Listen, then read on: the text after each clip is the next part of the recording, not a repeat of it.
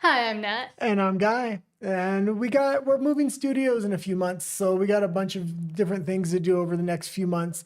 So sometimes we might be going on early. Today's one of those days. Yes. We thought we'd relax, take it a little bit different. Maybe not all news. We'll talk about more why we left Canada and why maybe you should leave too. And maybe now's the time. A lot of people now in Canada are realizing it's not going to change. There was a bunch of different times Canadians were leaving during the jibby jab era when people were financially ready. The people that were left, other people realized then that they needed to financially get ready, which we were in that bunch of people. And then we left a few years after the jibby jab era.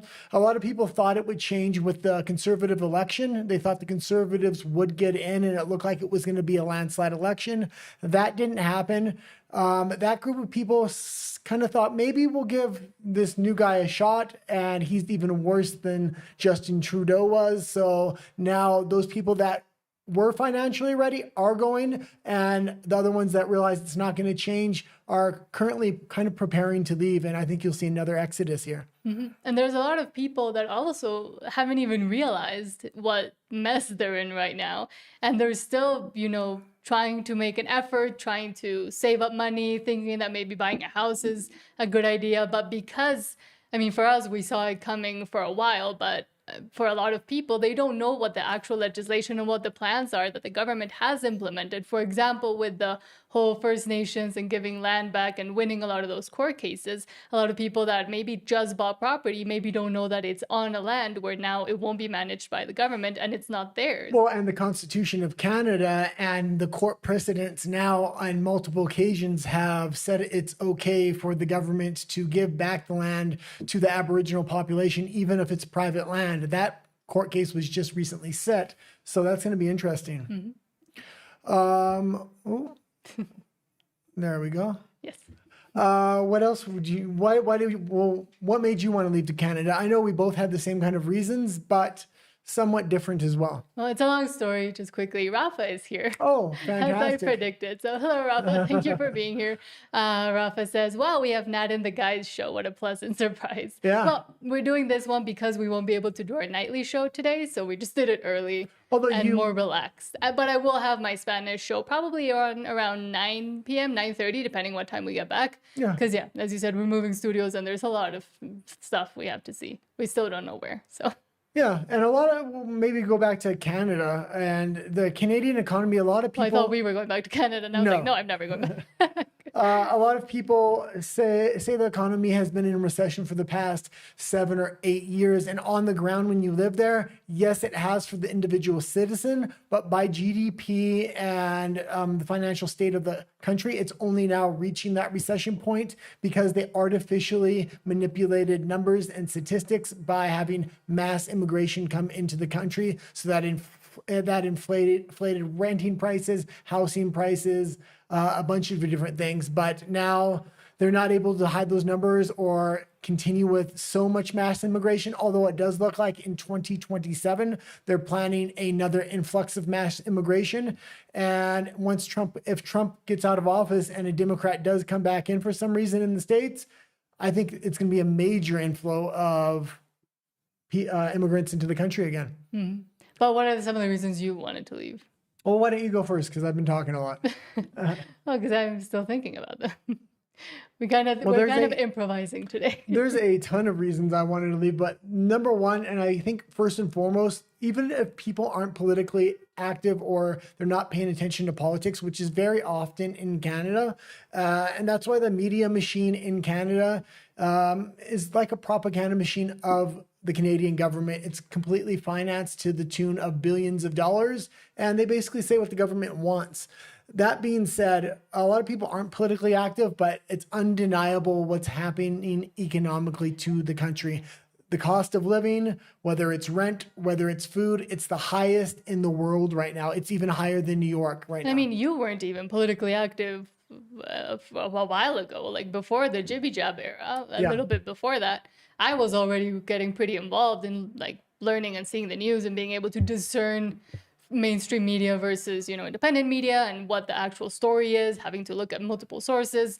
But as I think a lot of Canadians, maybe because it's just a cultural thing, or maybe because it just got so bad or people think it's better than it is, don't want to get involved because they're like, well, I mean, life is okay. And then when they see the news, it's telling them life is okay. So, well, you're having to work a minimum of 50 to 60 hours a week just to survive there. We wanted to kind of flee the country or leave the country, but we had to get economically set. So at the time I was working 4 jobs, 100 hours a week in order to try to make that happen. But what made you politically active? Like, let's start there and then move. The jibby what jab, happened. without a doubt, the jibby jab era kind of made me start looking at things. I had kind of been aware of certain political things and never really having a total trust of the government, but I just kind of ignored it. But when the jibby jab era came up, it kind of activated my mind of all the distrust I had in different governments in the world based upon different historical facts. And for me, I was very politically active, since I got to Canada. I am from Mexico. I grew up in Mexico City my whole life until I went to Canada. I was there for 13 years. And when I first got there, I was very politically active on the left. I was we would call it woke. I was very progressive. I was very happy that Canada was so inclusive and diverse and everything. Everybody was so nice and, wanting to bring everybody in. And I used to volunteer at different super woke things. I used to organize marches. And then I started realizing from being so politically active and so in it, but also having learned since I was little, some critical thought at least, I started seeing the trajectory where they wanted to take all of that and what the actual plan was and how they spoke about other people, the ways other people thought in behind closed doors. And it started to make me think, well, I don't think that way. For example, I never really agreed with feminism. Feminism was always a sticking point for me, but because I was so involved with everything else and everything kind of comes in a package, I wasn't able to say openly to the people, like my friends and the people I was working with, oh, I don't agree with this side of feminism or with this aspect or with this that you're planning to do, or with the pronoun thing, for example. That was a big wake-up call for me. I was volunteering at a youth center, and one of the girls who identified as non-binary punched another one of the girls that also identified as non-binary because they didn't respect the pronouns and said that was a big affront and that was violence. And that's the way she was framing it. And she must have been, 15, 16? Maybe the other one was 14. And when I saw the reaction, because I was a facilitator for the youth group. And when I talked to the more senior facilitator and said, hey, this just happened, you were here, you saw it, she went and kind of defended the girl that punched the other one because she was like, yes, I understand how difficult it is to not be respected. It can be violent sometimes. And I mean, she did say, maybe don't use your fist next time, but I understand how this affects you. And I was like, no, this is insane. We cannot be condoning actual violence and equating not using the correct pronouns to punching someone in the face, because the other girl left crying. And once everybody had left, I did ask the senior facilitator, hey, why didn't we kind of punish or do something about it? And she was like, well, and she gave me the same spiel about respecting pronouns and how important it is in a person's identity. And that started to get my wheels turning. And then I started to learn, funnily enough, about Jordan Peterson and started watching him on Joe Rogan. Then I started learning about Joe Rogan and reading books that went against what I thought I knew. Also, because I was against feminism from the start and I didn't think it was a good ideology or ideal from the beginning, reading a lot more anti-feminist things, a bunch of authors, listening to different podcasts, different news media, and that kind of got the ball rolling. So when, for example, Trump came in during the jibby jab era, I was already kind of prepped with not immediately going to, oh, he's the devil. Because I remember when he first got elected during 2016, I was at a meeting. I don't remember what it was for. I was volunteering somewhere. I used to volunteer a lot because I would still like to, and I still have. But in that era, I had a lot more free time. And I remember the election results were coming in, and everybody was freaking out, and everybody thought that Hillary was going to win. I did not like her. I worked at a bar, but I couldn't say anything about it. I worked at a bar at the time, and I remember the first time Trump got elected, I could care less either way. I was very much in my own bubble, non-political. I would teach MMA. I was a bouncer at a bar. I was in a very masculized environment.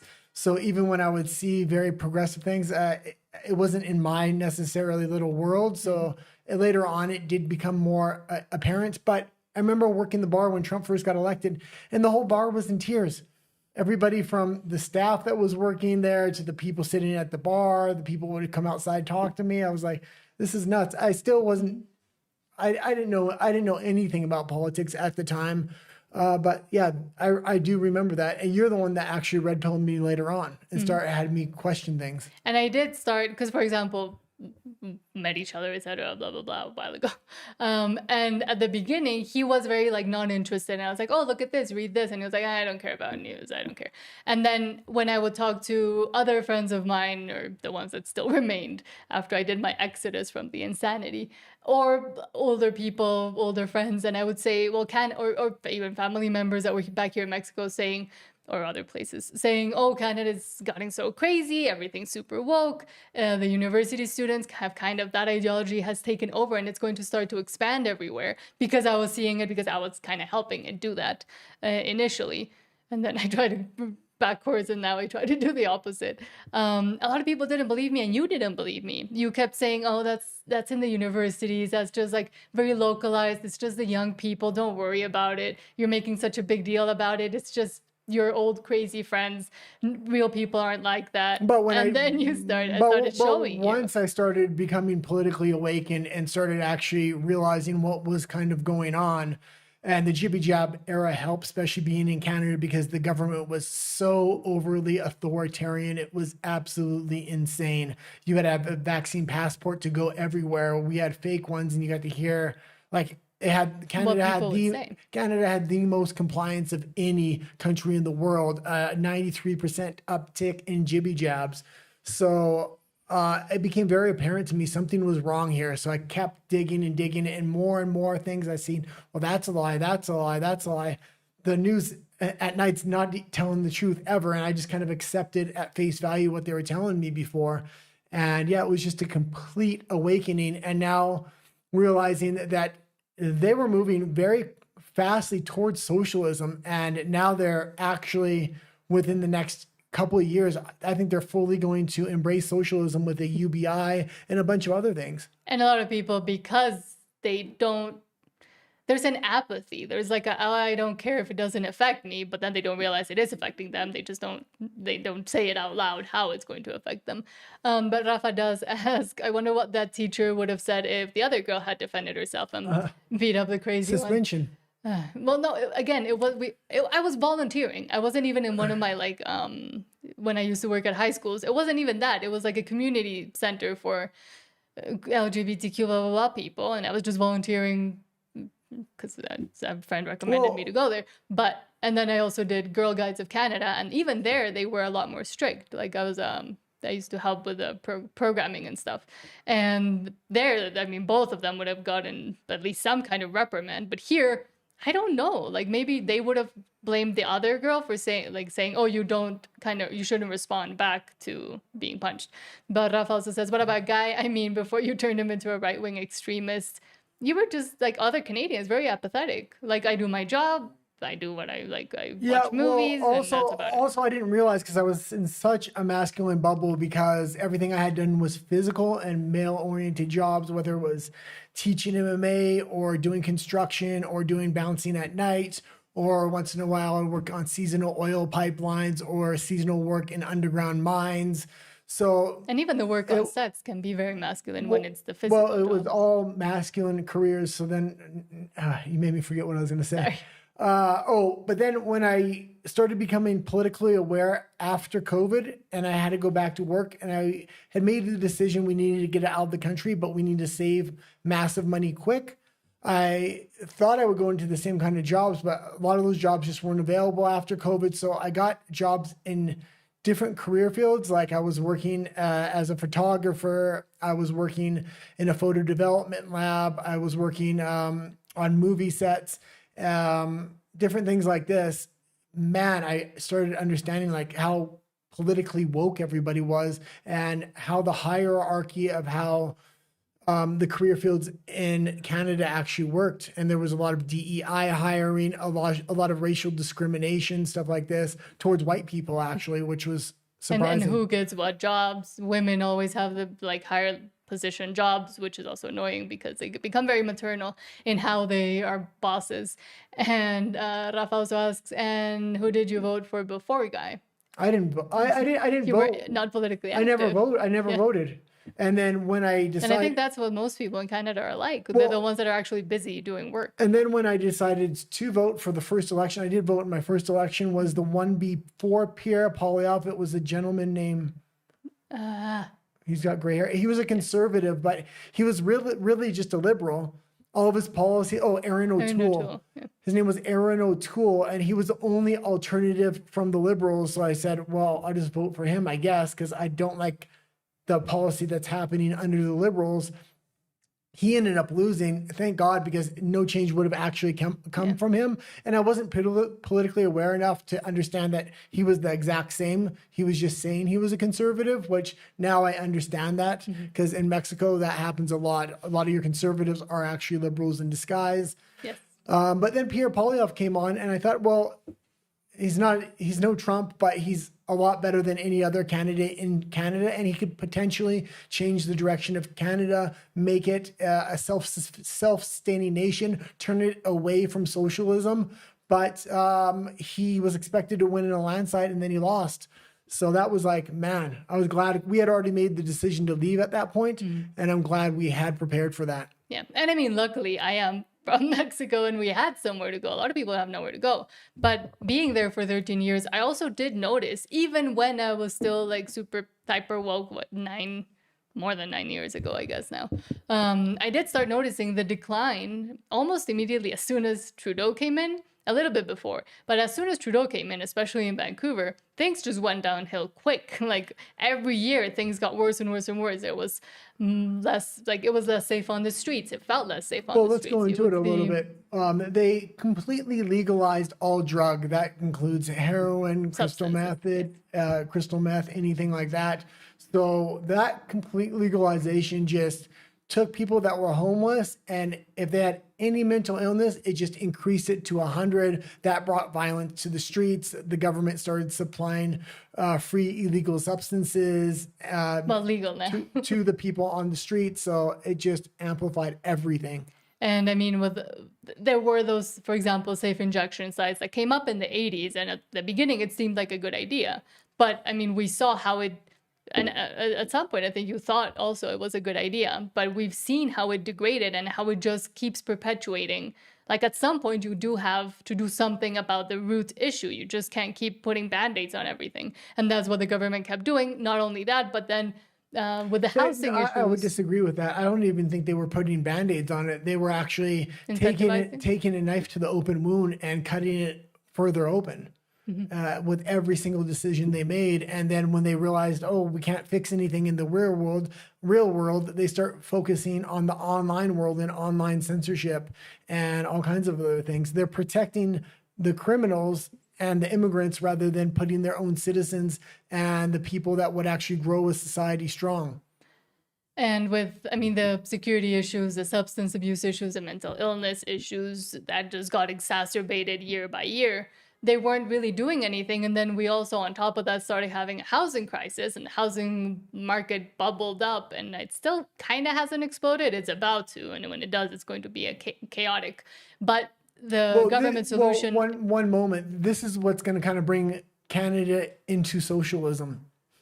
They need an economic collapse. It looks like the EU is going to collapse soon here too. The housing bubble is beginning to burst in Canada. They're setting laws so you can't exit your money from Canada. If they bring in a digital currency, are they going to force people into a conversion of their actual hard dollars into a digital currency, which can't be spent or transferred outside of Canada?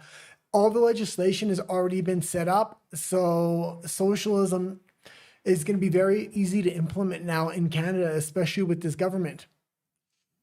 But as I was saying, with the housing issue, what the government did as a solution, which I don't think is a solution at all, and this is before even the Jibby Jab era, was starting to require new builds and new buildings and new construction, which are also terribly built and terribly made and cut a lot of corners. And we know because we did a little bit of real estate photography and we were able to see all the actual defects, while someone might not know that, that's going to break sooner, that's not a good high quality material on the photos.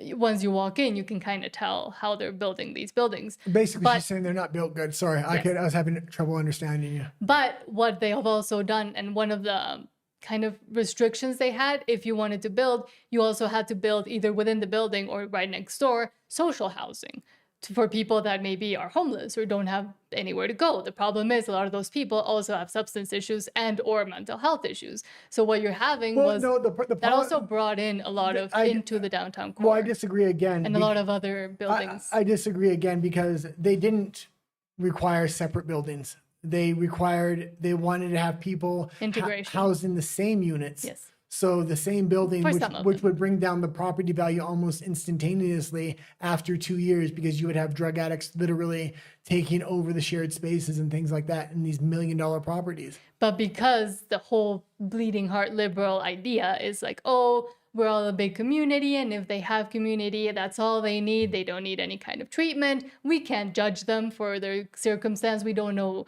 like what happened to them. That's actually more detrimental because you're letting the person stay in that cycle and that deep dark hole that they're in.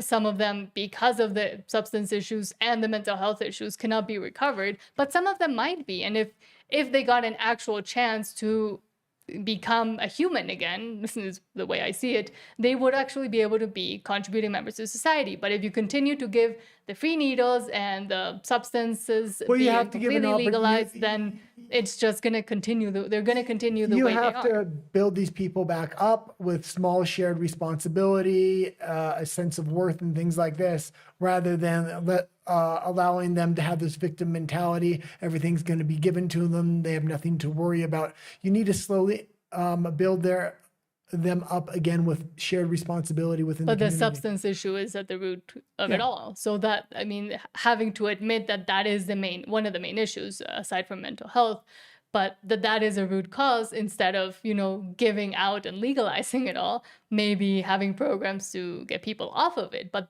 they don't want to.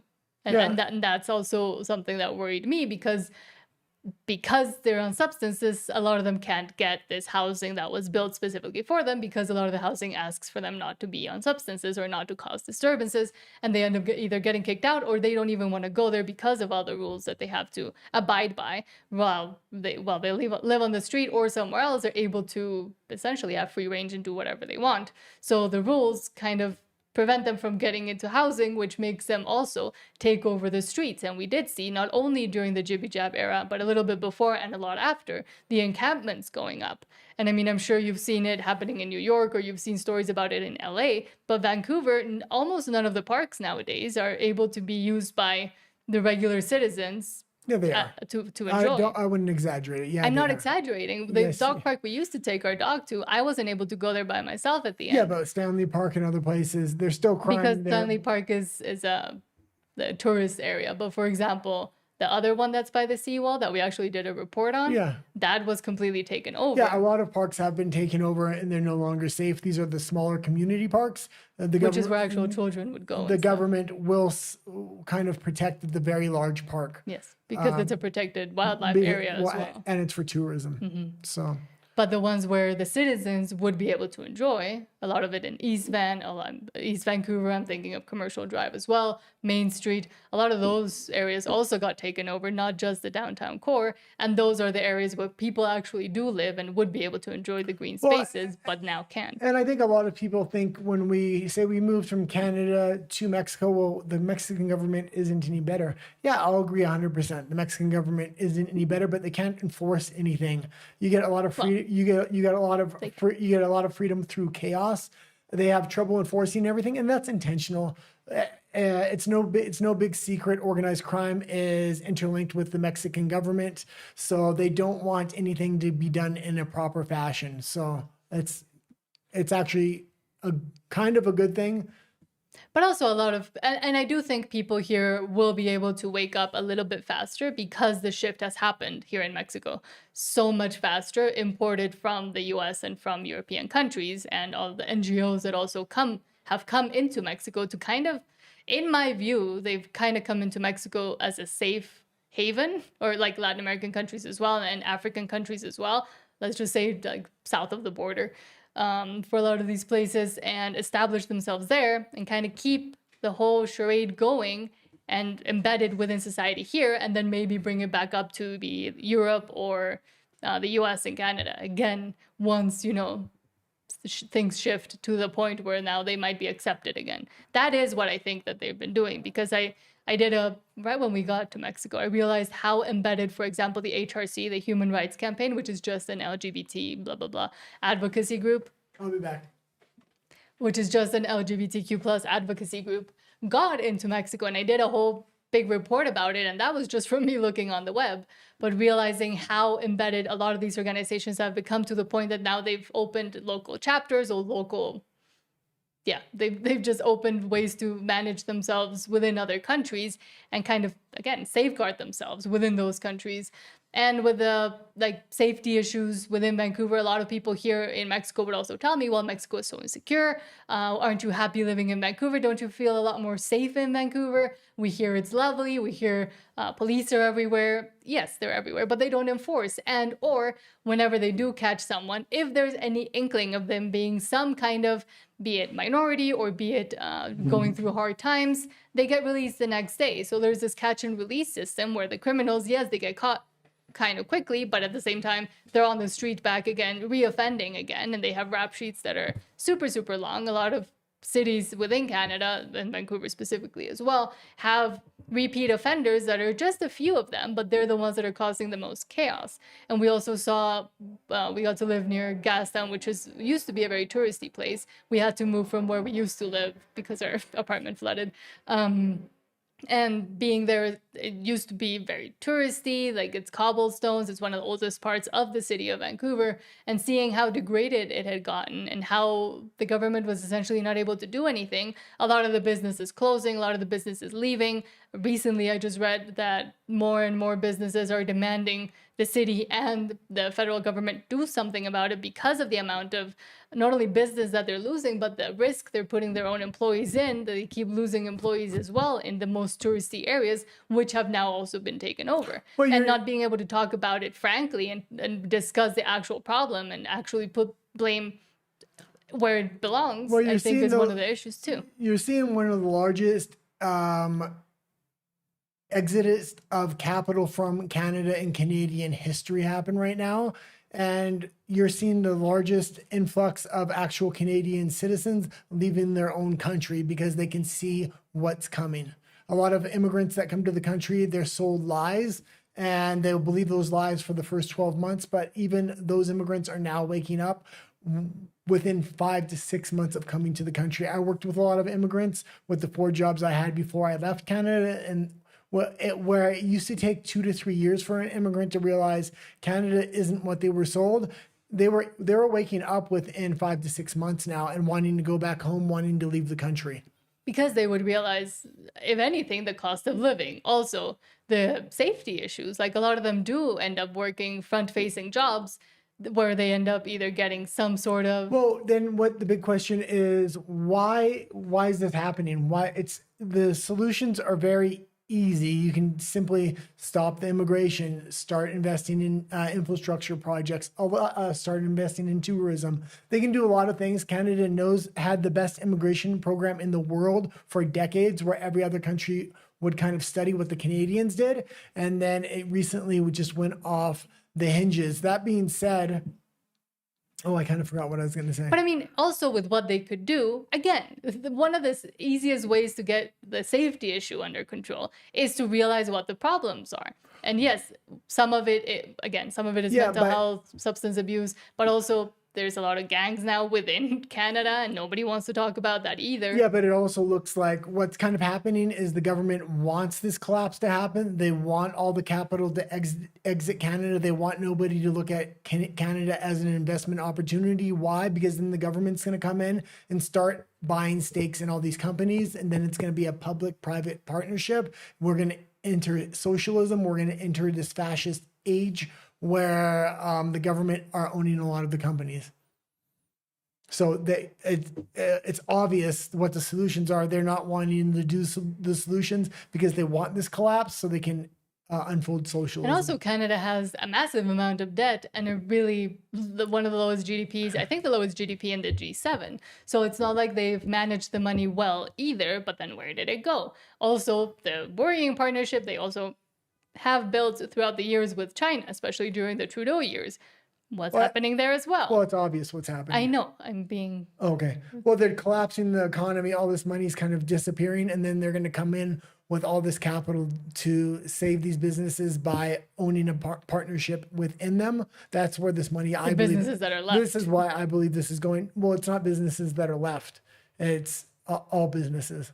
No, I know, but I'm saying a lot of business has exited Canada and gone to the US Yeah. in the just recent months. So the ones that are still in Canada. They only need to own the companies that are the means of production companies, not like you don't need to own little companies.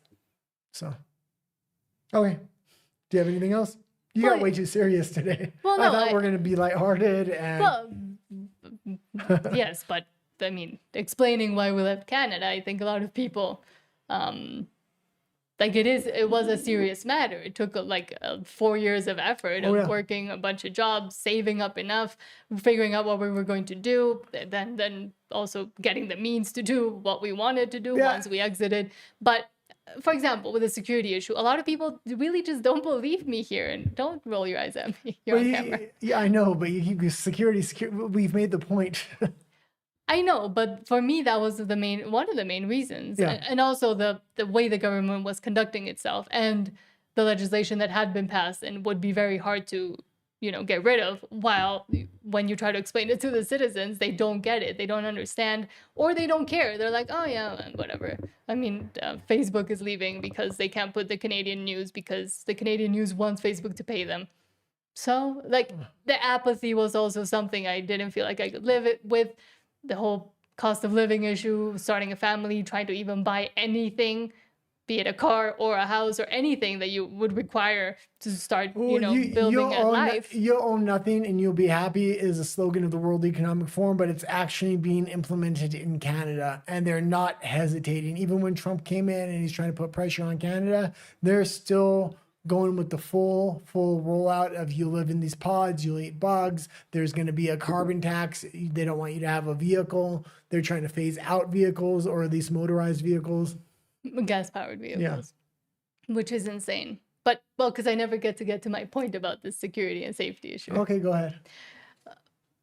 For example, we have a dog, walking our dog, just anywhere in the city, there would be, because people don't believe this unless they've lived through it or they've seen it firsthand. But there's needles almost anywhere you turn, at least in downtown Vancouver, which is where the jobs are and where the rents are the highest as well, and where the food prices are the highest as well, or substances all over the ground, human waste in the city as well. And the fact that wasn't being managed was insane to me as someone who was coming from a quote unquote worse place.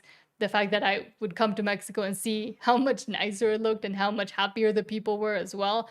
But getting chased by people with mental issues, getting spat at twice, which was insane to me, getting yelled at also by protesters and activists almost on a daily basis, because they would protest there's an art gallery in the middle of downtown and I had to cross it to go to work, getting yelled at by just random people protesting, or because they think they're seeing dragons.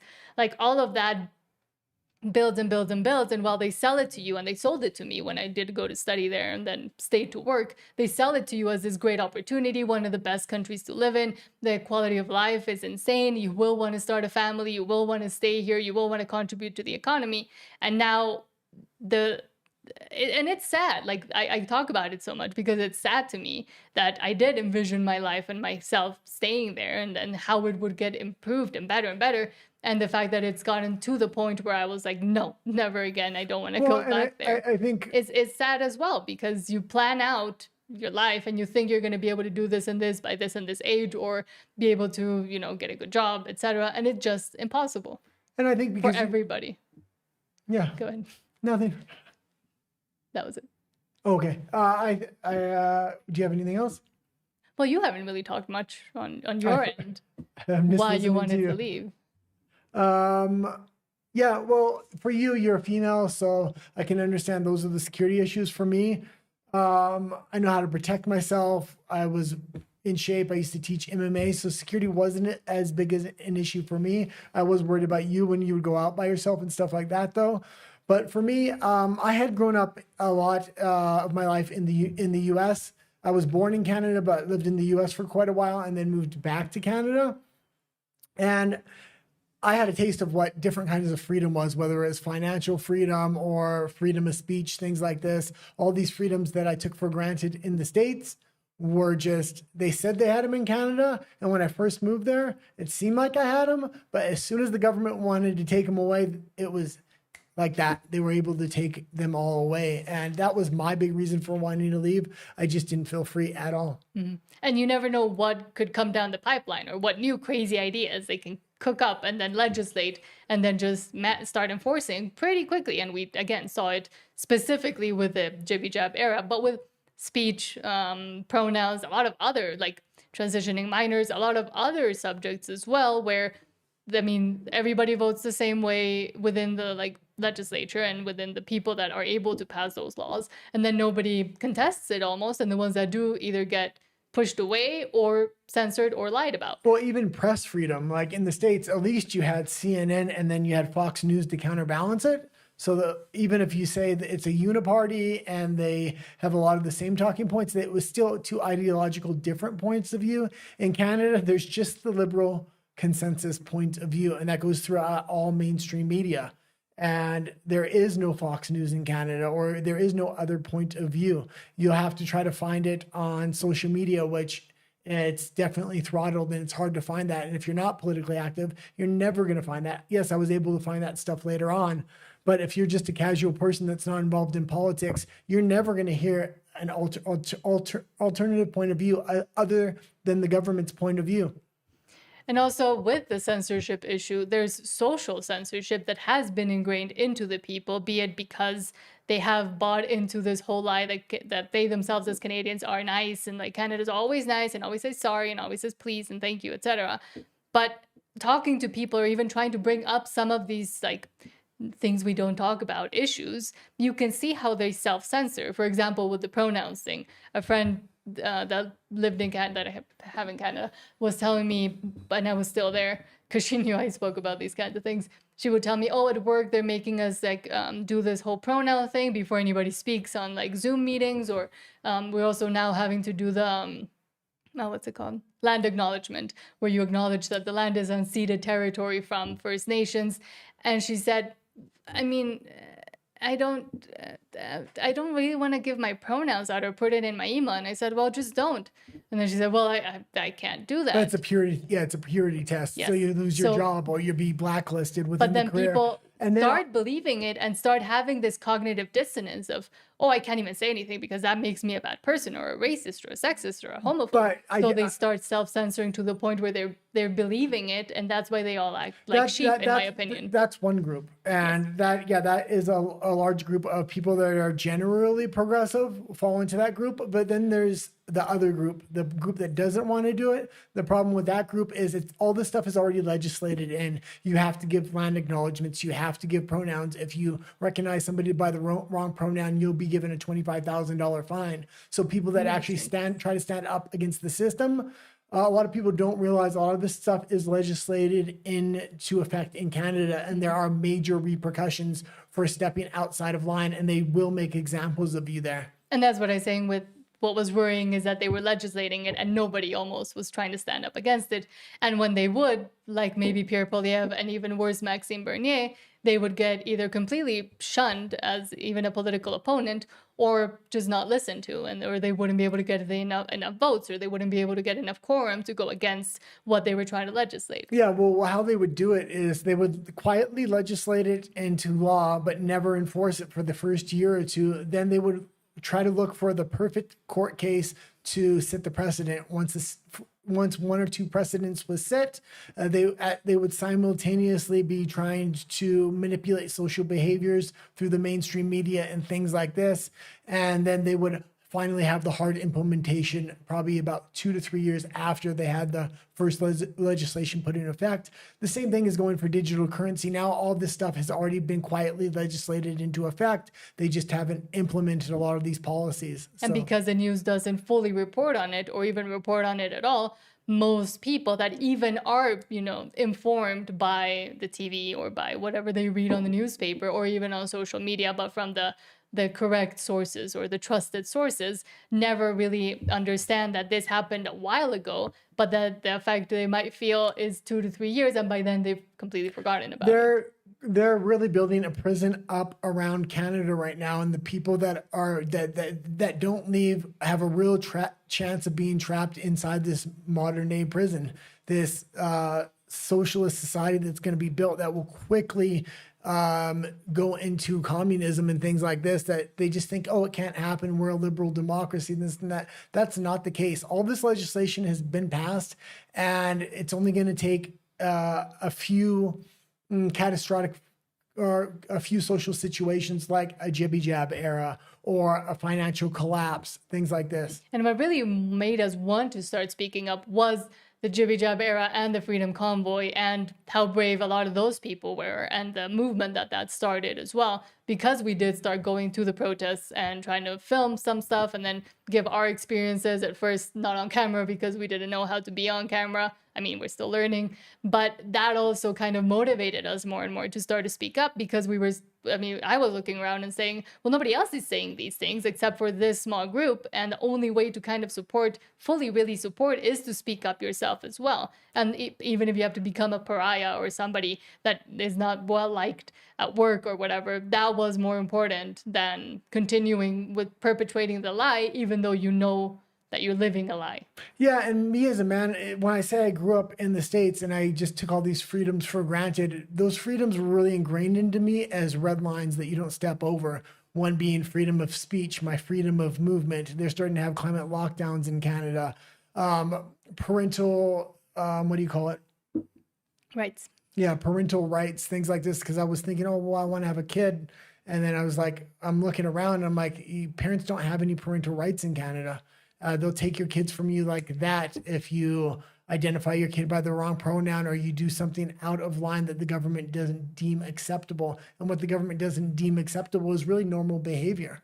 And I mean, with the pronoun thing, for example, but also with other medical decisions that you might want to make as a parent for your child, you being the responsible adult for your child. Well, now with the whole different consent laws that they've brought in because of the trans issue, but then they've kind of merged it into everything else that has to do with healthcare.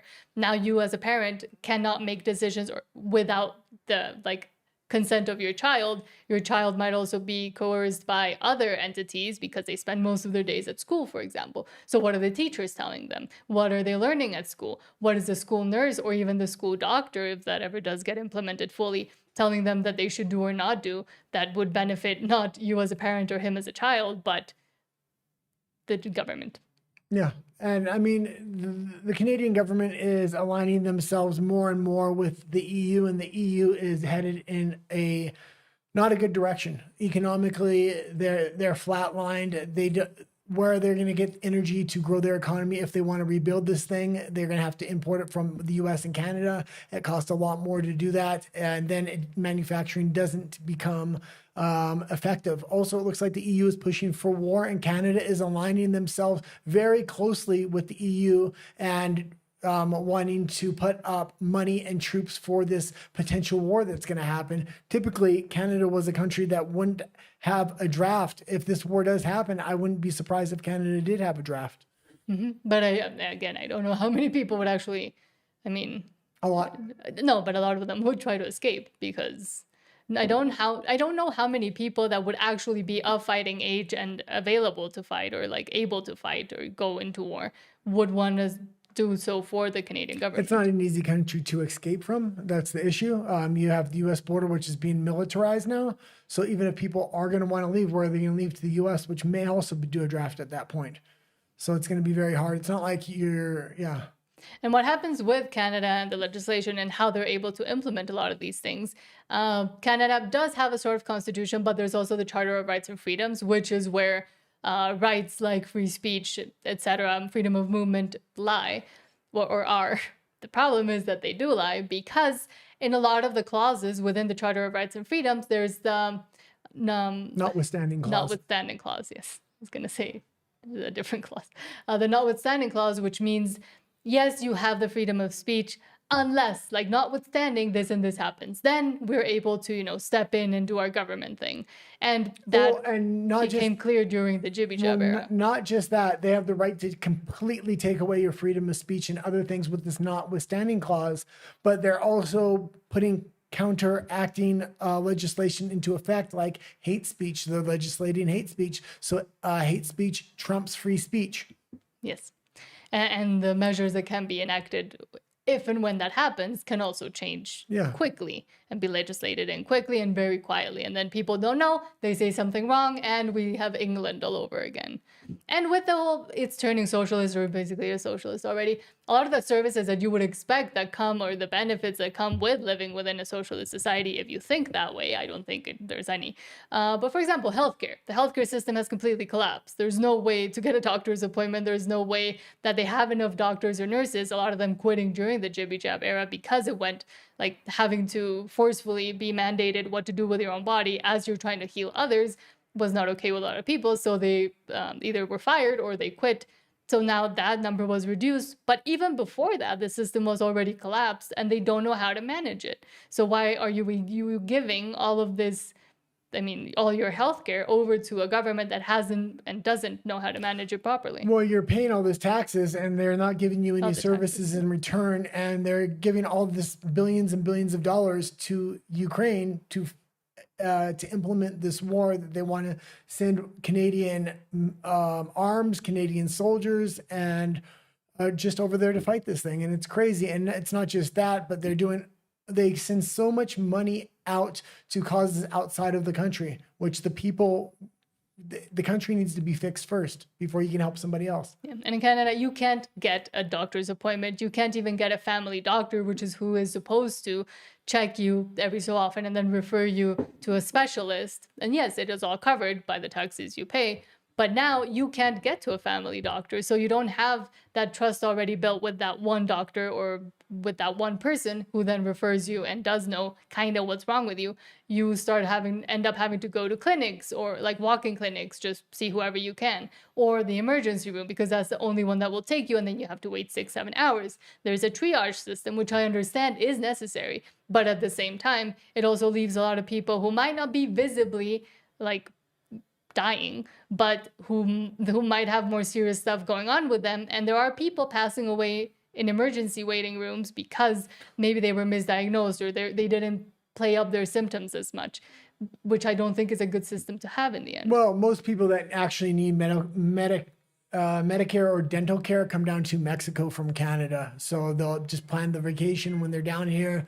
They'll get checked up, they'll get checkups, or they'll get any dental work they actually need because the system down here works for a fraction of the price and is actually a lot better quality, which is surprising. And for example, every time I would come to Mexico, I would just go to my doctors because I don't trust the healthcare system in Canada because I've lived through it and I've seen the effects and how it's inoperable, essentially. Yeah. The whole system there. Well, I think that's good for David. We've been on it for almost an hour. Oh, Rafa says, the other day I called he a vendor who had they in his Zoom name, most base thing I've done at work. And I think that's how you start. And I kept trying to tell people in Canada, this is how you start rebelling. Like that's a big way to rebel for a lot of Canadians and for a lot of people. But you can't always do that because there is a $25,000 fine in Canada to do that, and that would bankrupt most people. And that's the main issue. Like that's how you know where the level of freedom has, like how low the level of actual freedom is and how much you do have to censor. But I do think it's important, if you can, to do things like that because you're returning everybody that's on that Zoom call and yourself and that person back to reality. Well, it is important that people like Donald Trump do stand up and put it into legislation that there is only male and there is only female, because this has even the UK now. This has an international impact where a lot of other countries will follow. So before Trump got into office, it was like every single Western country was legislating that you can be any gender you want and that there are consequences if you don't respect other people's genders. And now that we're here in Mexico, again, we're starting to see all of this also be put into legislation. And I do think it is good that we're here because, in a way, we're kind of bringing the past knowledge into what's happening now and how we like got to live through all that, especially me, I think, with the whole pronouns and wokeness and insanity, because I saw it and I saw how the people that are trying to implement it think. So I think when I do speak out in Spanish or try to warn people about it, they see me like I'm crazy, or like you used to, like, this isn't really happening, you're crazy, you're seeing things where, oh, it's just in the universities. But slowly it has been starting to be legislated even. Well, And I think it's going to subside here. Luckily, if the person that wins after Trump is another conservative, if you get a crazy liberal like a Joe Biden in there, it's going to go even harder because then we're going to want to make up for all that lost time and really try to ingrain it in everything. So that's why these midterm elections coming up in the States are very important, because if they're able to freeze Donald Trump out by not having him have a majority in the House and Senate, they can make him look really bad and make him look like he's not able to accomplish anything. And then come up to the next election, there might be an opening for a Gavin Newsom. And if he gets in there, you can bet your bottom dollar that Mexico, the UK, the EU, all these countries are going to go even harder to try to make up for the lost time they lost under the Trump era. do you think Canada is a lost cause? No, they're very close, but not yet. But I wouldn't want to risk it by living in the country and being permanently trapped there. So it was best to get out now. When we did, we were very politically active, so we got to get out really early. And even I then, think, we were the second wave of people that got out. I think starting next year and especially the year after that, it may be almost impossible for people to get out once they move to a digital currency and trap people's money, because money equals freedom and it allows a way to get out of the country. We didn't have money to begin with, but we were able to save it quickly and then get out of the country. So What do you think should needs to be done in order for Canada to get saved somehow? I would say following Trump wouldn't be a bad idea at this point. They need to align themselves economically with the States because that's their biggest trading partner right now. Sheinbaum is doing that. So as much as I don't like Sheinbaum, she has been making the right moves with the tariffs, which I like. And Canada is going the opposite way. So they need to align themselves with the U.S. And hopefully the next U.S. election will really dictate the long-term direction of the Western world, I think. And right now, because we do have that comparison point of, yes, we used to live in Canada, now we live in Mexico, and seeing how they're both reacting. And it is very different culturally versus with the trade and how they're allowing themselves to be or not influenced by XYZ, especially with the States.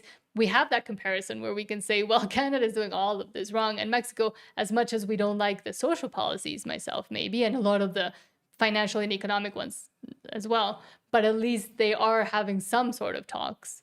Although I don't want the U.S. to come into Mexico, I think that is a bad idea as well. But yeah, but that aside, if they do come in, they do come in. So Canada's a lost cause for now. No, I didn't say that at all. I said they're not a lost cause. But I said if you're living there, I would get out now and then watch it from a distance, because when we were living there and I was reporting on these stories every day, it was, man, it did not. Every morning I woke up with a sense of dread. Now I can watch it easily from here. And we're not at the same progressive state here in Mexico that they are in Canada. There's a good moral foundation with the people here as well, because religion puts moral guardrails on a lot of the stuff not only the government does, but people do here, which is a good thing. And even myself, I'm not religious, but I do see that as something that is the differentiator between, for example, Canada and Mexico. Well, and the entry of all of these. And honestly, I lived in Canada. I like Canada. I'm a Canadian citizen, but I don't mind Canada so much going into socialism if they do.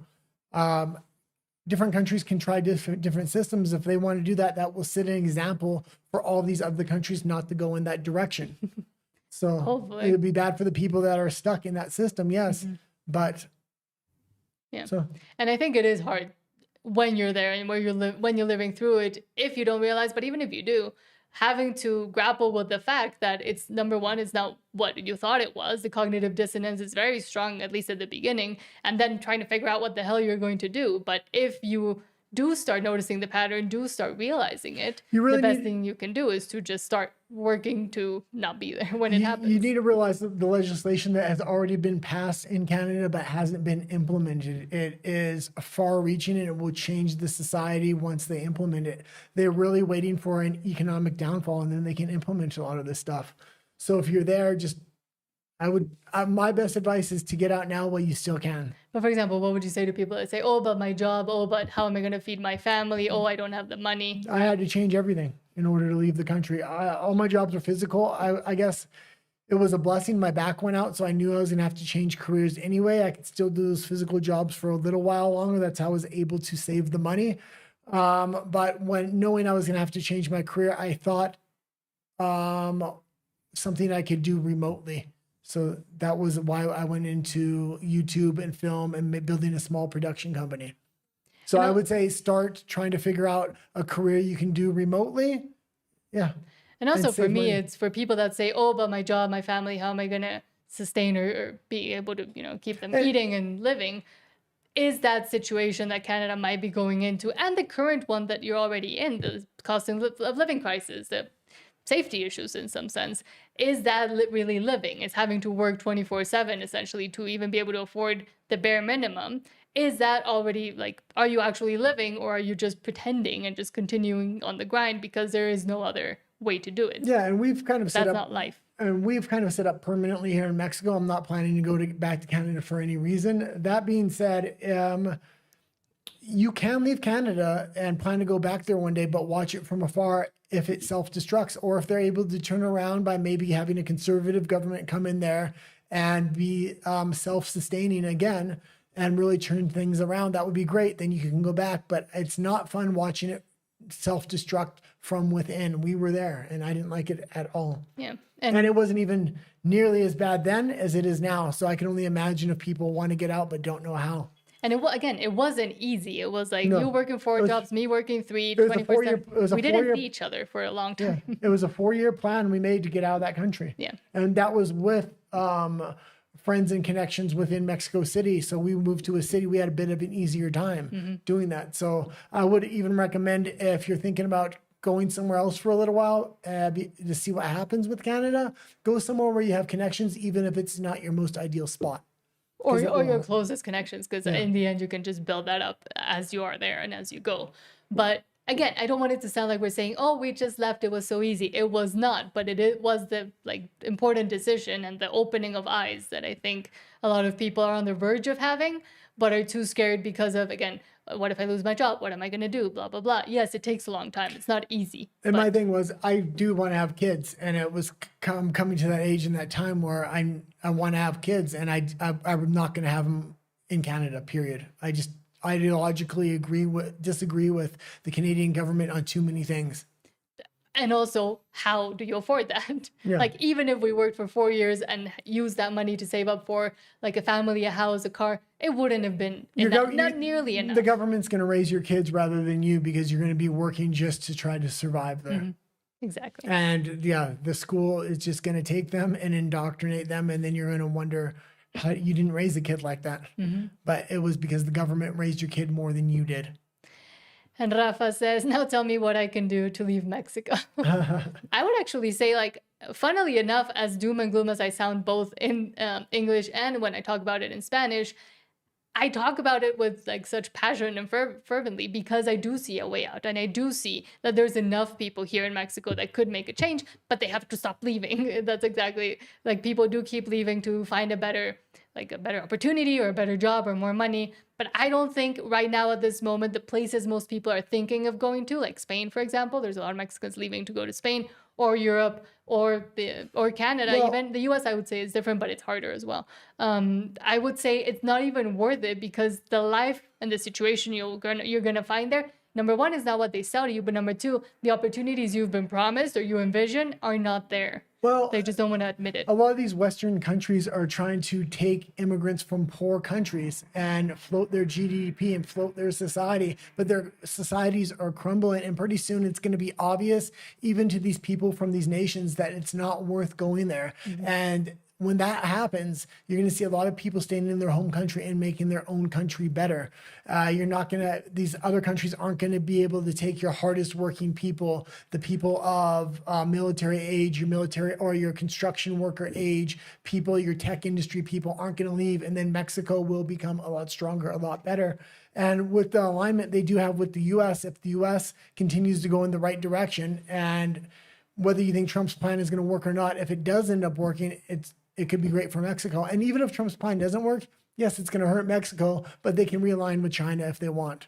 So in Mexico, we do know what the issues are. Like, we are conscious of it. We're conscious of how corrupt the government is. We're conscious of what our actual security and safety issues are and the organized crime and etc. We already know that. A lot of people in other countries are not even aware of what the real issue with the government is or what's happening. We are already a step ahead because we essentially know what has to be done. It's just, number one, the willingness to do it. Number two, the enough people that want to do it. And number three, the actual just moving and starting to do it. And I don't see many people. I see people planning on it. I'm talking like Verástegui and others, but there's still a ways to go, and we still have like 5 more years of this presidency. But I do feel hope here. So I don't want to encourage people to leave Mexico, because I do think those specific people that want to leave are more useful here. In Canada, I wouldn't be able to say the same thing, that the ones that want to leave would be more useful there. No, they wouldn't. And everything's already ready to go, implemented and ready to roll out. The two biggest threats, I think, to freedom and humanity right now are digital ID, digital currency.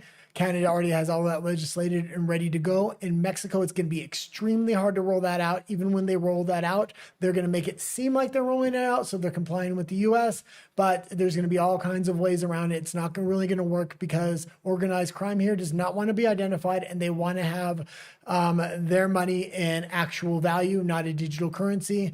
And also the US looks like they may make an open digital currency, not a programmable digital currency, meaning a private industry digital currency, which will give some level of freedom, not the same as in a monetary currency. But Canada is wanting to align with the EU and make this programmable digital currency and make it so that currency can't exit Canada, which makes it impossible to flee at a certain point. They also want to tax people that leave Canada, and they want to continue to tax them even when they're not residents of the country. Well, and as bad they're already doing bad as organized crime might seem right now, it's the one thing that is going to really defend digital currency and digital ID from really being implemented extremely quickly overnight here. In your view, I also think it is the, I can't think of the word in English, entorpecimiento, like the fact that the Mexican government and Mexico doesn't have even the infrastructure to even try to apply that. Like they haven't developed and they haven't prioritized that enough. And that's a good thing in a way. Same as with the rollout of the Jibby jab. Like, yes, a lot of people complain that, oh, there was a mess, nobody got enough Jibby jabs. But in the end, that might have been the saving grace. Yeah. So it's also the stubbornness and the... Things work a lot slower. Yes. Things work a lot slower here. In Canada, they work like that. When they say you're not going out of your house, you need a vaccine passport, boom, it's implemented across the board. Everybody's getting a Jibby jab, implemented across the board. Here, things work slowly, and if they even do ever work. So, yeah, when things are a good idea and they're implemented, yeah, that's great, but I'd rather have them work slowly and see other countries how it works out for them first. Mm-hmm. Okay. So all in all, that's it for today. Yes. Thanks for tuning in. It's supposed to be more relaxed and more calm. Yeah. It's hard to get you calm and relaxed. You're the one. No. Yes. No. Okay. I just talk a lot, and he's not used to that because I'm Mexican. Adios. Goodbye, Rafa. Thank you for all your comments as well. And everybody else.